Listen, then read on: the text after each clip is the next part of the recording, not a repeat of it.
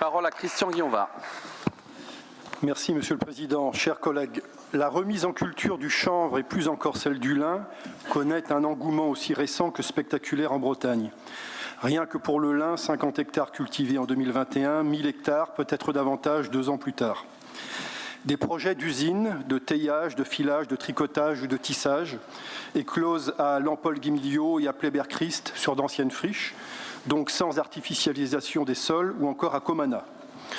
Le lin et le chanvre sont tous sauf une innovation en Bretagne. On doit à ce qui fut la première industrie rurale, présente un peu partout en Bretagne, une grande partie du patrimoine bâti qui fait notre fierté et attire les visiteurs en nombre. Cathédrales, églises et chapelles gothiques d'une densité sans équivalent en Europe, les enclos paroissiaux, mais aussi les candis, ces maisons buandières typiques du Léon, les maisons de tisserands et de négociants de Quintin, Montcontour ou Uzel, la cité remarquable de Locronan, les fameux canevas vitrés, tout cela a à voir avec la période faste du lin et du chanvre. La relance de ces cultures aujourd'hui annonce-t-elle un nouvel âge d'or pour la Bretagne? Trop tôt pour le dire.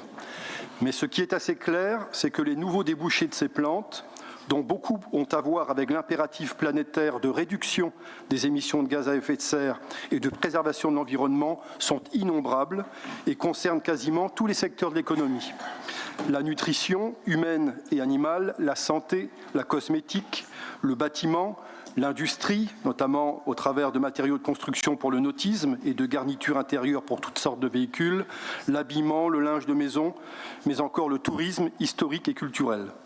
On peine à identifier une autre culture végétale qui aurait un tel rayonnement sur l'ensemble de l'économie. Le lin et le chanvre sont 2 plantes dont l'organisation de la relance en Bretagne apparaît comme une réponse adaptée à 2 de nos défis majeurs. La transformation écologique de l'agriculture, couplée à une perspective de rémunération pour les agricultrices et les agriculteurs, la relocalisation sur notre territoire d'activités de transformation et de valorisation industrielle et artisanale. Cependant, un défaut de pilotage global de ces 2 productions et des activités qui s'y rattachent pourrait avoir des conséquences néfastes, à savoir l'abandon de certaines productions animales pourtant vertueuses au plan écologique, car liées au sol, mais qui sont moins rémunératrices que le lin et le chanvre et plus exigeantes en termes de capital et de charges de travail. On pense notamment à l'élevage bovin en système herbagé. La production de céréales pourrait aussi pâtir d'un développement non maîtrisé de la culture du lin et du chanvre.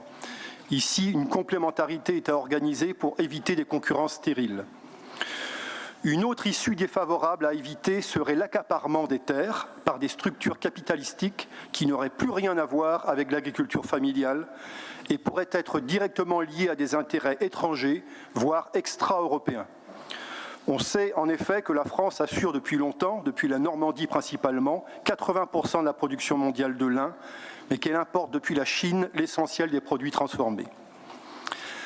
Actuellement, la région Bretagne ne ferme pas la porte aux investisseurs, mais il nous semble qu'elle les reçoit au fil de l'eau et applique aux projets liés au lin et au chanvre, qu'ils concernent la production ou la valorisation industrielle ou artisanale, les dispositifs communs des programmes économiques. Est-ce à la hauteur des enjeux? Nous ne le pensons pas. Pour à la fois prévenir les risques dont j'ai parlé précédemment, et permettre à la Bretagne de tirer le meilleur parti de la remise en culture du lin et du chanvre, le groupe Breza-Gleizes considère que la région serait dans son rôle si elle prenait l'initiative d'une stratégie régionale de filière telle qu'il en existe pour les énergies marines renouvelables, par exemple. Cette stratégie de filière pour le lin et le chanvre pourrait avoir pour première finalité d'adapter l'intervention de la région aux besoins des investisseurs, notamment s'agissant des équipements et machines nécessaires pour la récolte et la transformation, qui sont assez spécifiques et coûteux, et aux besoins de formation du personnel. Cette stratégie de filière pourrait aussi avoir pour deuxième objectif de solidariser les acteurs bretons, afin que la maîtrise de la production, de la valorisation et de la commercialisation n'échappe pas à notre territoire. Un troisième objectif serait celui de l'innovation dans les applications, car c'est elle qui fera la valeur ajoutée de demain. Monsieur le Président, êtes-vous disposé à ce que la région Bretagne propose aux acteurs bretons du lin et du chanvre la construction d'une stratégie de filière? Je vous remercie. Merci Monsieur Guillonvard. La réponse par Madame Fortin.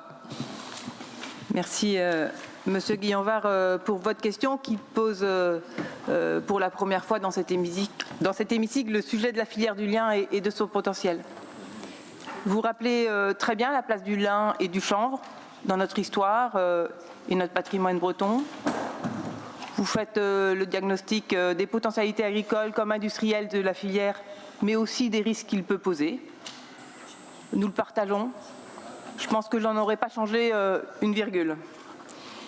Il y a dans le lin et le chanvre l'opportunité de diversifier les activités agricoles bretonnes en cohérence avec notre histoire, notre identité, nos atouts, mais aussi d'apporter des ressources supplémentaires pour nos agriculteurs, tout en faisant du bien à nos terres agricoles. Il y a aussi une capacité, et vous l'avez dit, de réindustrialisation de nos territoires et un champ d'innovation important. Le lin, le chanvre constituent une matière première aux débouchés multiples à explorer. Je suis convaincue, le lin et le chanvre ont une histoire en Bretagne, mais ils ont aussi un avenir. Alors, où en est-on? Aujourd'hui, une petite dizaine de projets existent. Arnaud Lécuyer et moi-même, nous les connaissons bien. Nous les avons l'un et l'autre rencontrés, parfois tous les deux. Certains sur l'amont, d'autres sur l'aval, d'autres enfin sur l'ensemble de la chaîne. Ils sont tous connus et accompagnés, et pour 5 d'entre eux, les plus matures, les plus avancés, ils sont soutenus financièrement pour un total de près de 400 000 € de subventions et d'avances remboursables, soit sur le volet agri, soit sur le volet éco-innovation.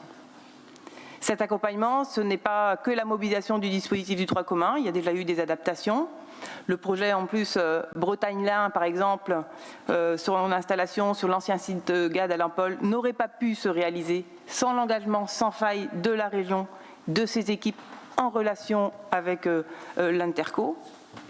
En revanche, vous nous invitez à une structuration de filière. Sur ce point, votre question pourrait recouvrir plusieurs réalités. Si c'est pour prévoir des moyens financiers supplémentaires et inventer des dispositifs spécifiques en dehors des dispositifs actuels pour accompagner le coût des investissements supplémentaires dont vous signalez qu'ils sont coûteux, discutons-en. Mais là, j'y vois des limites et je m'oriente vers mon collègue à ma droite très rapidement. Par ailleurs, si la filière a de l'avenir, c'est aussi parce qu'un modèle économique existe. Donc l'accompagnement doit pouvoir se faire avec les outils existants, sinon nous allons être budgétairement en très grande difficulté. Si c'est pour piloter les projets et notamment s'assurer que les plantations de lin et de chanvre ne viennent pas se substituer par exemple aux élevages bovins en système herbagé, j'ai également quelques doutes, même si nous avons été sensibilisés au sujet. On ne décide pas de la destination des parcelles. Je m'appuie bien sûr sur l'expertise d'Arnaud Lécuyer sur ce sujet, mais je crois que nous n'avons pas le pouvoir. Par ailleurs, nous avons encore un peu de marge. Si le lin pèse 1000 hectares en Bretagne, l'ensemble des terres agricoles en Bretagne, c'est aussi 1,6 million d'hectares. Et même avec l'assolement nécessaire, ça nous laisse encore un peu d'espace. Vous nous invitez enfin à faire sur la filière lin le même travail que nous avons fait sur l'hydrogène, par exemple, pour mettre en lien les acteurs, les industriels, les chercheurs, le champ de l'innovation et du financement. C'est intéressant, mais il me semble que nous sommes un peu encore en amont. Je ne sais pas si l'écosystème est suffisamment dense aujourd'hui. Sans doute utile de faire le lien avec la filière paille et avec la filière bois également. Enfin, s'il s'agit de structurer la filière en tant qu'organisation professionnelle, représentant des intérêts des entreprises qui la composent et en situation d'exprimer la réalité des besoins collectifs, nous ne pouvons pas agir à leur place. Il faut qu'ils s'organisent et nous serons heureux de les soutenir comme nous avons déjà accompagné par exemple les producteurs de granit breton. Certains porteurs de projets semblent être demandeurs. Pour se dire les choses franchement, d'autres le sont moins. Et il existe déjà une association, Lin et Chanvre en Bretagne. Elle accompagne déjà beaucoup de porteurs de projets. Aux acteurs de décider ce qu'ils souhaitent d'abord. En somme, la filière semble se rouvrir une nouvelle page en Bretagne. C'est une bonne chose. Structurée dans l'absolu, oui, bien sûr, mais pour quoi faire? Pour répondre à quels besoins? Pour fixer quelles règles du jeu? Nous ne pouvons pas décider tout seuls. Avec Arnaud Lécuyer, nous avons décidé de demander au service d'organiser une rencontre avec l'ensemble des porteurs de projets, avec les chambres, avec la CCI, avec un objectif, faire le point, identifier les besoins collectifs sur lesquels la région pourrait être utile, faire réseau et nous organiser. C'est la prochaine étape, car la région, sur ce sujet comme sur les autres sujets, ne peut pas décider tout seul. On doit jouer collectif et je crois que la filière lin le mérite.